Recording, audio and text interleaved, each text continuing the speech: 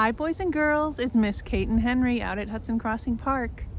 This week we wanted to talk to you about some of the park's shyest but most curious residents. Can you guess who that might be? If you said owls, you're right. Owls might not be seen very often at Hudson Crossing Park, but trust me, they're here. Owls are nocturnal animals. That means that when you and I are going to bed at night, they're getting ready to go out and start their day. You just have to listen for their signature calls, and you'll know that even though you might not see it, an owl is nearby. There are 8 different kinds of owls that call our area home. Isn't that amazing?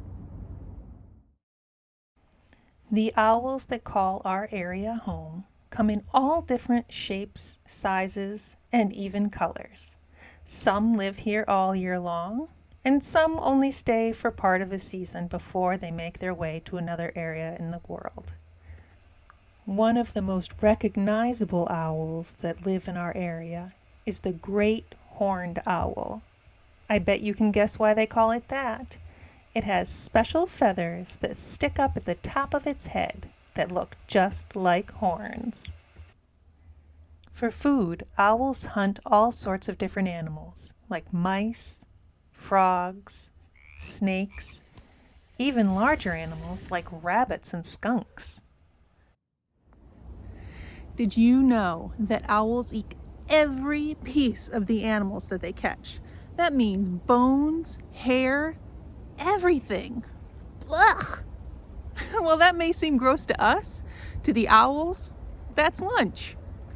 They throw up what they can't digest, and what's left actually can teach us a lot about our owl friends. Come inside and I'll show you what I mean. When an owl throws up the parts of the animal that it can't digest, it leaves behind what's called an owl pellet. And if you dissect an owl pellet, or take it apart and look inside, you can learn all about the owl that left it.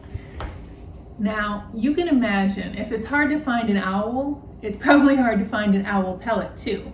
We actually got this owl pellet off of a science website, and you can find them online if you just search owl pellets.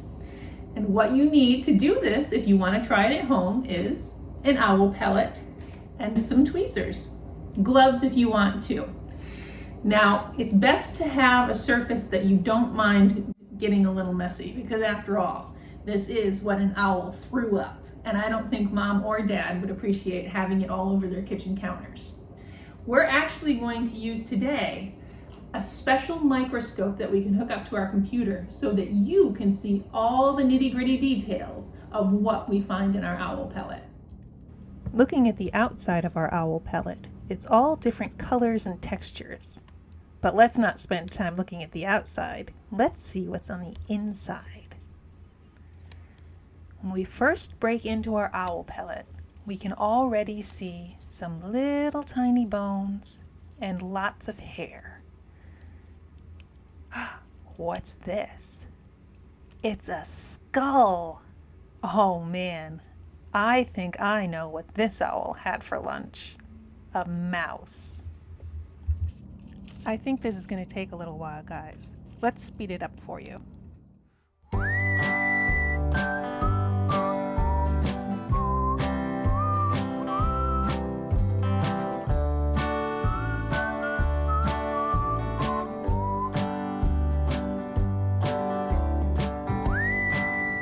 Guys, look at all the bones we found. Some are kind of big, like the skull, and some are so tiny, they're basically the same size as a hair.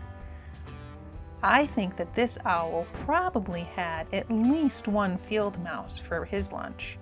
That means that this owl was probably hunting somewhere similar to Hudson Crossing Park.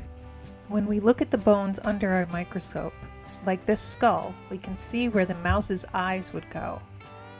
The bones are all different shapes and sizes.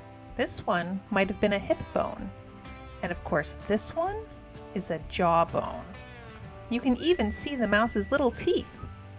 We actually found 5 jawbones in our pellet, which is why I think this owl enjoyed more than one mouse for lunch. Well, Henry, I think it's safe to say that dissecting an owl pellet is a pretty cool way to learn about owls.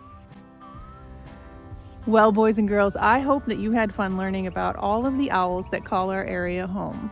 And if you ever find an owl pellet, check it out and see what you can learn about the owl that left it. We'll see you next week, boys and girls. Bye.